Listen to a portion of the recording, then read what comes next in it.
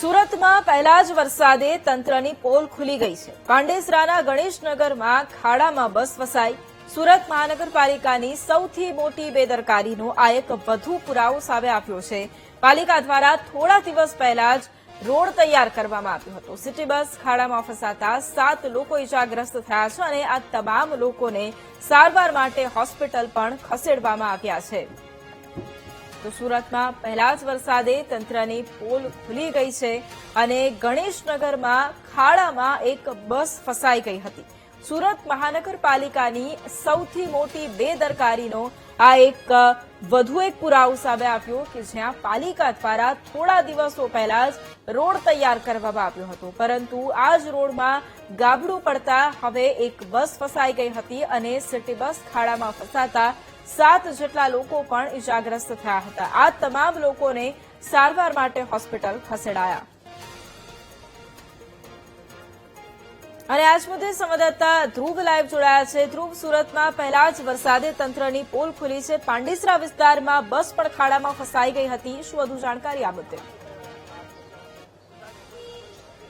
બિલકુલ, સુરતના પાંડેસરાના ગણેશનગર વિસ્તારની આ ઘટના છે। અત્યારે સીધા તમને દ્રશ્ય બતાવી રહ્યો છું કે પાંડેસરાના આ ગણેશનગર ખાતે આજે ધોધમાર વરસાદ જયારે વરસી રહ્યો હતો અને આ રસ્તામાં આ રીતનો ખાડો જે છે તે છેલ્લા 2 થી 3 દિવસથી પડેલો હતો, પરંતુ જે રીતે આ ખાડો જે છે તે બસના ડ્રાઈવરને ના દેખાયો અને આખી બસ જે છે તે આ ખાડામાં ગરકાવ થઈ ચૂકી હતી। મોટી વાત તો એ છે કે જયારે આ બસ અહીંથી ગરકાવ થઈ તે પહેલા ધોધમાર વરસાદ હોવાને કારણે અહીં આ ખાડામાં માત્ર જે છે તે આ પ્રકારે એક આ બંબુ જે છે તે આવી રીતે મૂકી રાખ્યું હતું। એટલે આ બંબુ આ લાકડું જે છે તે આવી રીતે હતું અને તેના કારણે આ બસને આ ખાડો ના દેખાયો। ધોધમાર વરસાદ હતો અને આ જગ્યાથી પસાર થતા આ બસ ખાડામાં ખાબકતા જ ભારે જે છે તે અકસ્માત સર્જાયો હતો। સ્થાનિક લોકો છે, પહેલા તેની સાથે વાત કરીશું, ત્યારબાદ તમને બસની અંદરના જે દ્રશ્ય છે તે બતાવીશું। તમારું નામ? મારું નામ મલખાનસિંહ વર્મા છે। મલખાનભાઈ, આ ખાડો કેટલા દિવસથી અહીં પડ્યો છે ને મહાનગરપાલિકાએ આને પૂરવાની તસ્દી લીધી હતી કે ના લીધી? સાહેબ, એ ખાડા તો વર્ષોથી પડેલા હતા। 2-4 દિવસ એમાં રિપેરિંગ પણ થઈ છે। હું અહીંયાની સ્થાનિક છું, મને ખ્યાલ છે સાહેબ। તો એ 2-4 દિવસ પહેલા મોટા ખાડા પડે, પહેલા રિપેરિંગ પણ કરાવી દીધા હતા ને પછી 2-4 વખત રિપેરિંગ પણ કરાવેલું હતું, પછી આજ 4 દિવસથી મોટા ખાડા પડી ગયા સાહેબ। તો એ ખાડા પડેલા અહીંયા ઘણા બધા લોકોને આવવા જવાની તકલીફ પડે છે। અહીંયા નાના આગળ સ્કૂલ પણ છે, નાના છોકરાને જવાથી પેલા બૂટ પણ વિગાઈ જાય અને પછી જૂતા જે પણ એને વિગાઈ જાય એને નુકસાન બી હોય। લેકિન આજે સવારની ઘટના છે 9 વાગ્યાની। અહીંયાથી પેલા સિટી બસ 9 વાગે સ્પીડમાં આવતી હતી ને પછી એમાં 40-45 પેસેન્જર પણ હતા ને હવે આવીને ખાડા ઉપર બસ પુરાઈ દીધા ને પછી 15-20 લોકોને ઈજા પણ થયું છે સાહેબ। આ રીતે જે અત્યારે બેરિકેડ લગાવ્યું છે આવું રસ્તામાં વચ્ચે, એવું લાગ્યું હતું કે નહોતું લાગ્યું? કઈ નથી લાગેલું હતું સાહેબ। એ એસએમસી વાળા આવવાનું તૈયાર ન હતો સાહેબ।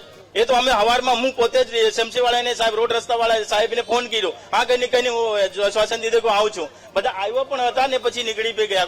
કોઈ વાઇટ પણ નથી આપ્યા સાહેબ।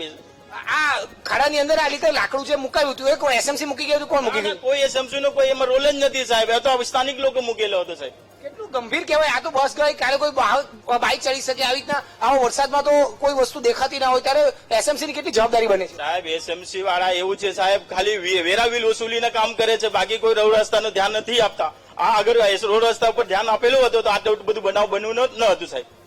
બિલકુલ, એટલે ચોખ્ખી વાત છે કે આ રીતનો ખાડો છેલ્લા 3 થી 4 દિવસથી હતો। સ્થાનિક લોકોએ આની લોકોને કોઈ દુર્ઘટના ન ઘટે તે માટે આ રીતે તેઓએ એક લાકડી મૂકી રાખી હતી, પરંતુ તંત્રનું પેટનું પાણી હલ્યું નહીં અને કોઈ જ કાર્યવાહી કરી નહીં અને આજે આ મોટી દુર્ઘટના ઘટી। આ બસ જે છે તમને બતાવવાનો અત્યારે પ્રયત્ન કરી રહ્યો છું। આ જે બસ છે તેની હાલત જોઈ શકાય છે। આ બસ જે છે તે આજે વહેલી સવારે જયારે ધોધમાર વરસાદ પડી રહ્યો હતો ત્યારે આ રસ્તામાં પાણી હતું અને તેને આ પાણીમાં ખાડો ન દેખાતા આ બસ જે છે તે ખાબકી હતી। આ બસનો આ ટાયર જે છે તે જે ખાડામાં આજ ખાબકતા મોટો અકસ્માત થયો હતો તેની અંદર જોઈ શકાય છે। બસની નીચે પણ આ રીતે આખું નુકસાન થયું છે અને આખી આ ચેસીસ જે છે તે અંદર બેસી ગઈ છે।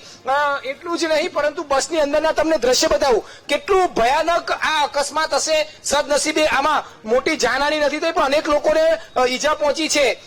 ત્યારે પણ આ રીતે જોઈ શકાય છે બસની સ્થિતિ થઈ ચૂકી છે, બસમાં વેર વિખેર હાલત થઈ ચૂકી છે અને અનેક વસ્તુ તૂટભાંગ થઈ ચૂકી છે. એટલે ચોક્કસથી આ અકસ્માત ખૂબ જ ગંભીર હતો. મહાનગરપાલિકાની બેદરકારીના કારણે, પ્રી મોન્સૂન કામગીરીની બેદરકારીના કારણે આ અકસ્માત થયો છે અને અત્યારે આ જ મહાનગરપાલિકાના અધિકારીઓ જવાબદારીમાંથી છટકી રહ્યા છે. જી બિલકુલ, આભાર ધ્રુવ જોડાવા માટે અને તમામ જાણકારી માટે.